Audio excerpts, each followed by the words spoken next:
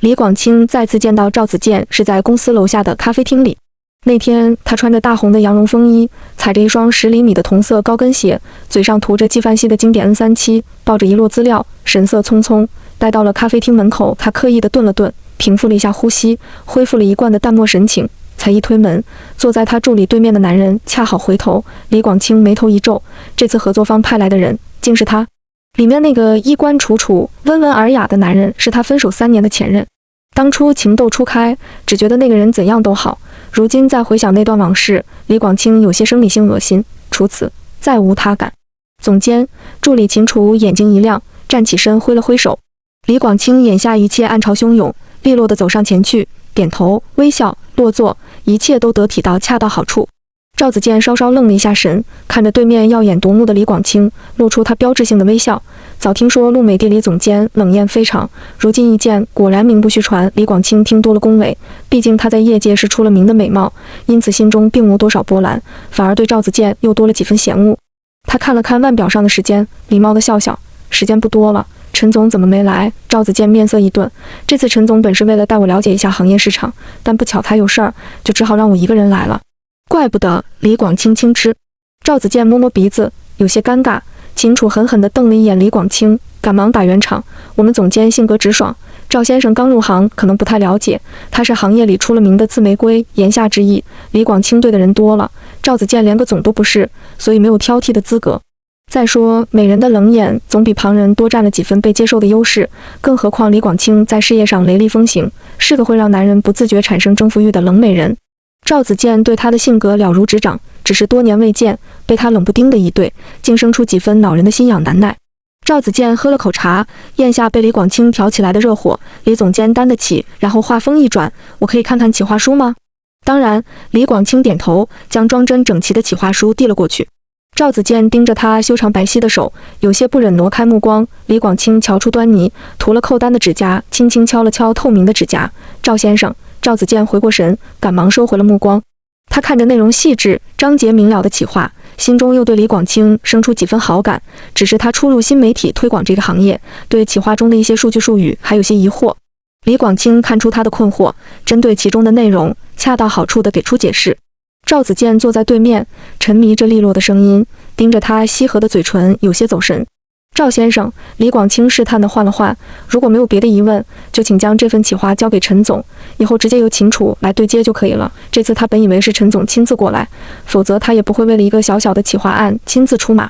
赵子健有些恍惚，短短3年，他已经比自己高了一级，而自己却要在新的行业从零开始。他下意识地点点头，辛苦李总监了，不过我对个别内容还有些疑问。李广清看了看手表，露出一个抱歉的笑。实在不巧，我这边还有个小会议，让秦楚解释吧，我先走一步。赵子健一愣，点点头，咽了口茶。旧人重逢，总让人心里有些憋闷。李广清并没有什么会，相反，无论案子多大，他只要去了，就会耐心地负责到底。只是今天这个人让他有些反胃。他坐在落地窗前的躺椅上，披着卡其色的丝绒毯，沐浴在温柔的阳光里。他记得那场初见也是这样的暖阳。5年前，他还是广告行业的小透明，仗着天生的好文笔，深得领导的赏识。那天，他为了一段文案绞尽脑汁，无奈之下进了图书馆的大门。在那儿，他遇见了赵子健。平心而论，赵子健的外表很吸引人，而那时候的李广清清汤寡水，粉黛不施，干净的像朵栀子花。可能就是这样的干净引来了赵子健的目光，或者说是他不小心砸出了赵子健的目光。没错，那天李广清摔倒在地，顺便推翻的木质书架砸坏了俯身捡书的赵子健的头。2人一同被送进医院，一个打包了头，一个打包了腿，2个人惺惺相惜，个把月后竟然真成了一对儿。事后李广清总叹，这真是砸出来的缘分啊。赵子健不仅容貌出众，对他更是温柔体贴，比他上个酷帅前男友强出了好多倍。那段时间李广清像泡在蜜罐子里一样，甜得酷人。他还记得他们第一次约会，2个人吃过饭，坐在公园的椅子上，赵子健突然稀罕地从衣服兜里掏出来个小袋子，李广清接过袋子，竟从里面翻出来2瓶指甲油，一瓶带着白色的雪花碎片，另一瓶是单纯的透明色。李广清握着指甲油，看向面前这个怎么看怎么是直男的赵子健，有些发懵。赵子健很认真地说，我觉得你涂上会很好看，导购说最后还要上一层亮油，所以我还买了一瓶封层托他的福。李广清头一次知道自己在他心中竟然这么精致，要知道他可从来不会涂什么封层。他大大咧咧，不喜欢人际交往，所以坚定不移地热爱着文案事业。而赵子健相反，他无比细心，热衷人际关系。他总说：“你看我们多互补，天生是一对儿，天生是一对儿。”李广清玩味地笑笑，起身按下内线电话。秦楚回来后，叫他把这次简阳国际的具体实施方案拿进来。赵子健对新媒体推广果真一窍不通。李广清看了秦楚一并送过来的最初方案的脚注，顺便从人事系统里翻出来他的履历。和他分手后，赵子健在一家商务机构做公关接待，一直到了总经理的位置，却在今年2月突然离职，转行到简阳，从零开始对接新媒体推广。让他那样功利心浓厚的人放弃已有位置转行，实属不易。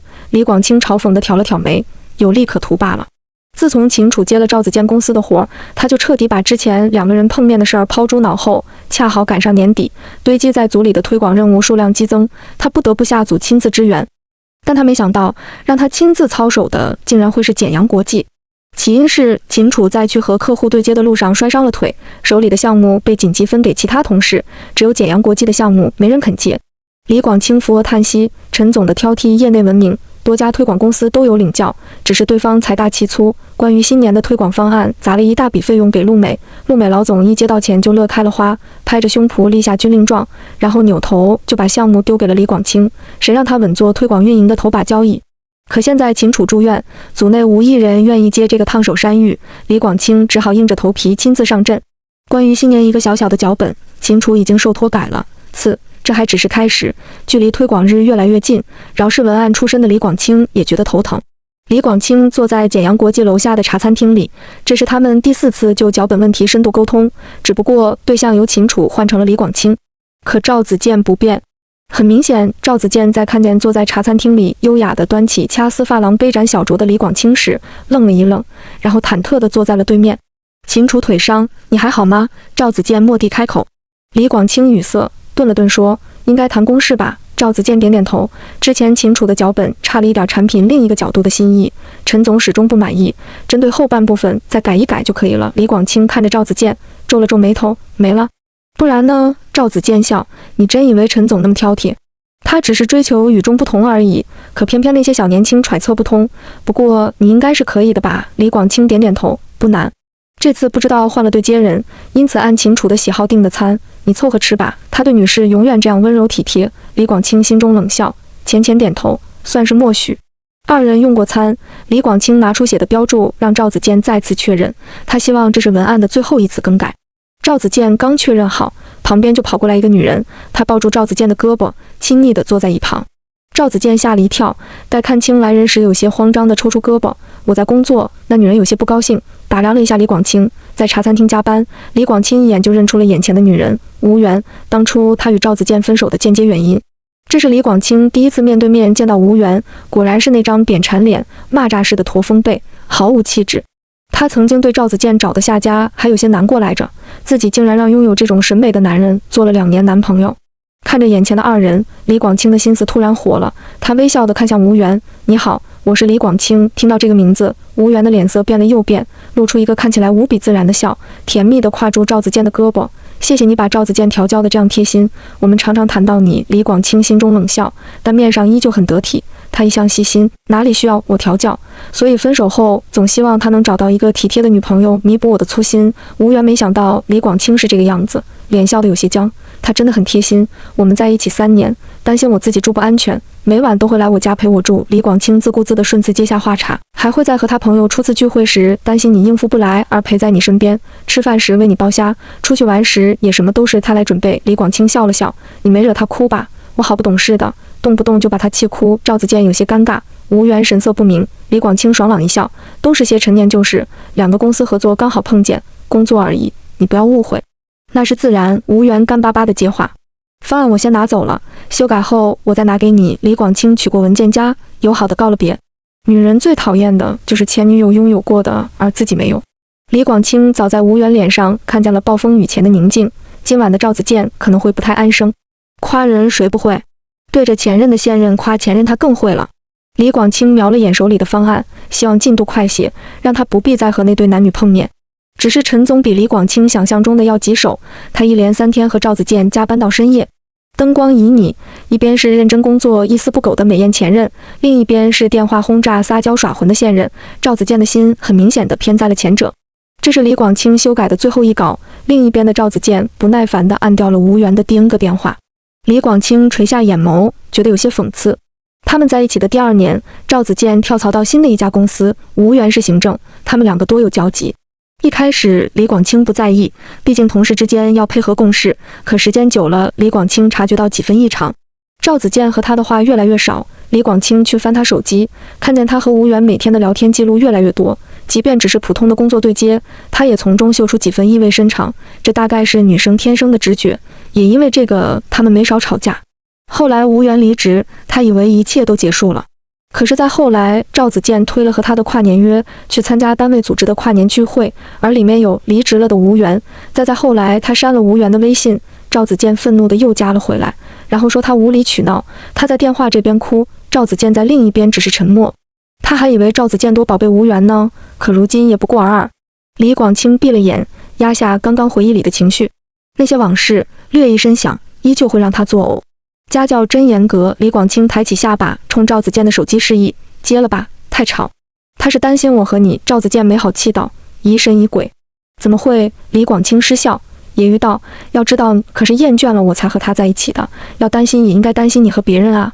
你知道我没有因为他和你分开，我不知道。李广清打断赵子健的话，我真的错了。李广清看了看漆黑的夜幕，今晚脚本就修改好了，可以开始推广。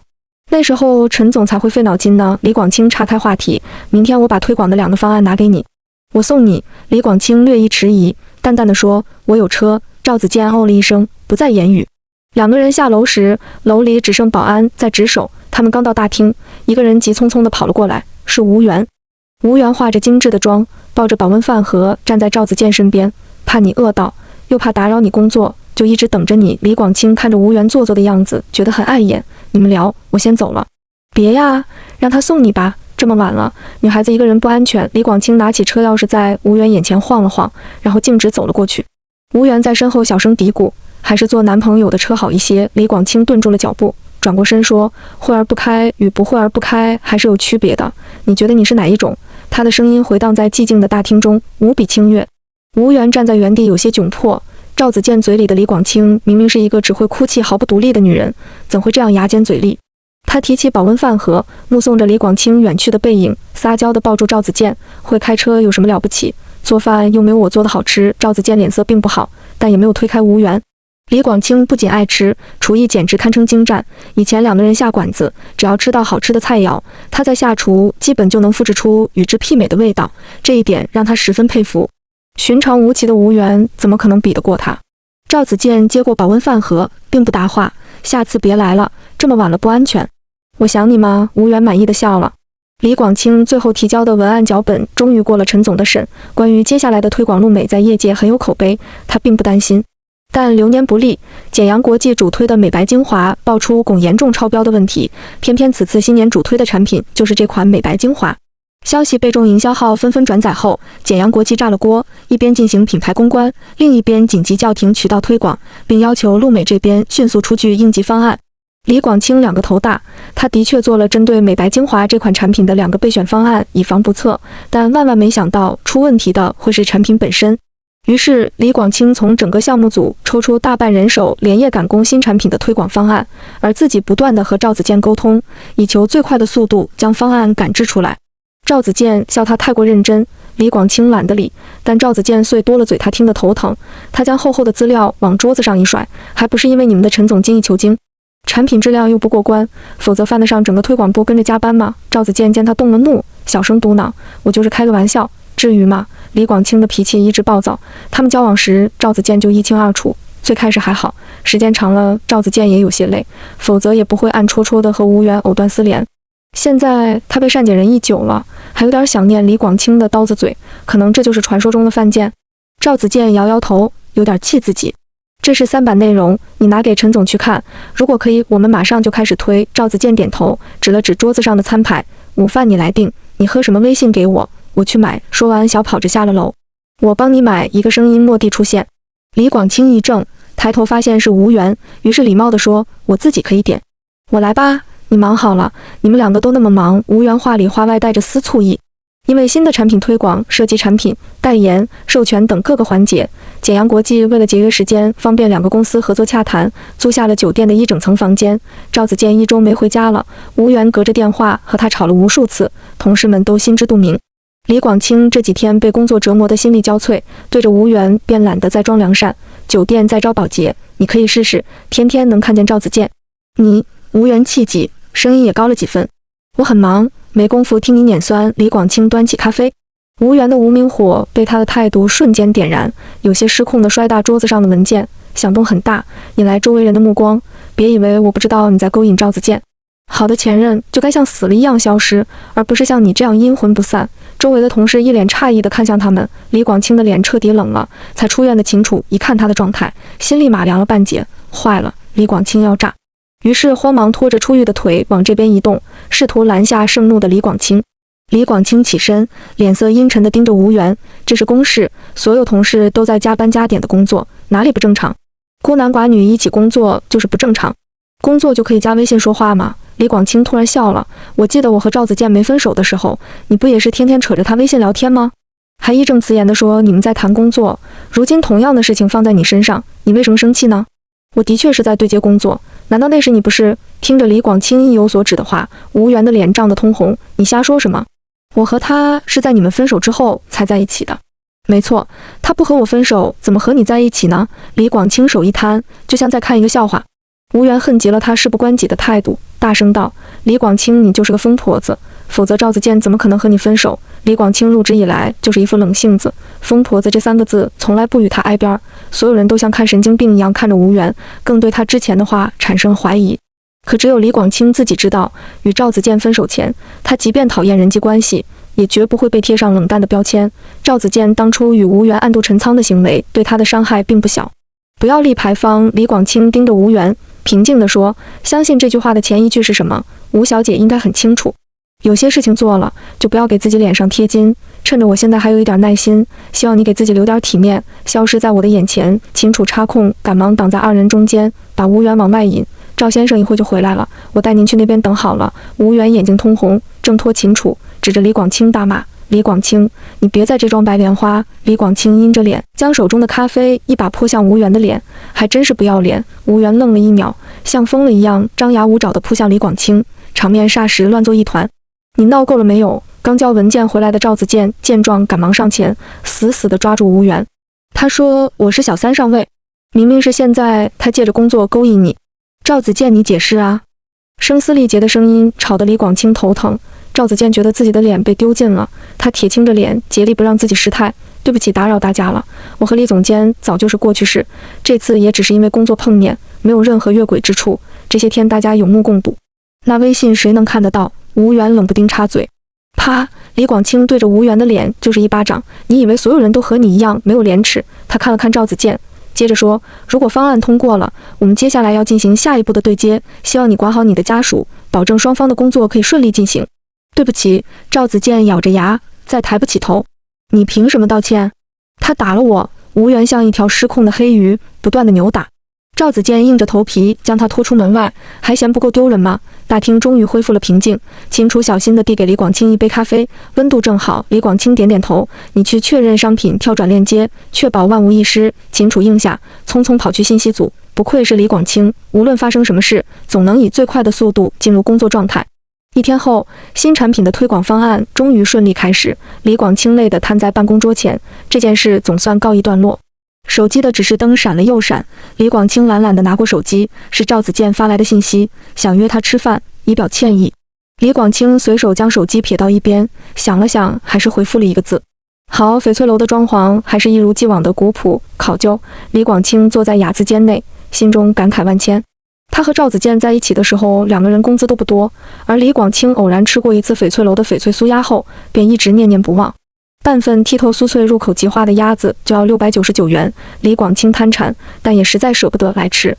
赵子健看他眼巴巴的样子，郑重其事地说，等以后有钱了，一定天天带他来吃鸭子。